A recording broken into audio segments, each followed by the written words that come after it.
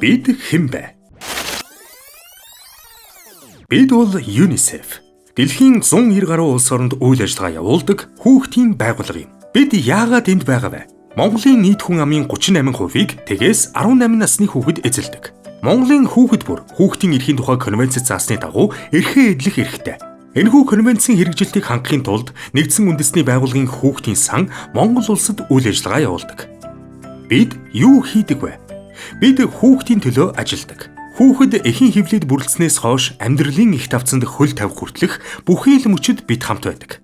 Бид хүүхдийн эрхийг хэрэгжүүлж хүүхдэд ээлтэй цогц шийдлүүдийг бий болгохын төлөө ажилдаг. Бид дэлхийн жишг мэдлэг ур чадварыг Монголд нутагшуулж, нэн шаардлагатай витамин, вакцин бүтээгдэхүүн нийлүүлж, үлгэр жишээ инновацлог үйлчилгээ хэрэгжүүлж, бодлогын төвшөнд нөлөө үзүүлж, улсын хэмжээнд нэвтрүүлж байна. Бидний зорилт юу вэ? Хүүхэд бүр эрүүл, аюулгүй орчинд өссөн торнож, сурч боловсрох боломжоор дүүрэн, альва хүчирхийллээс ангид, эрүүл агаараар амьсгалж, баталгаат ундны ус хэрэглэж, эрх тэгш нийгмийн үйлчилгээг хүртэх боломж бий болгохын төлөө бид ажилдаг. Бид хэрхэн ажилдаг вэ?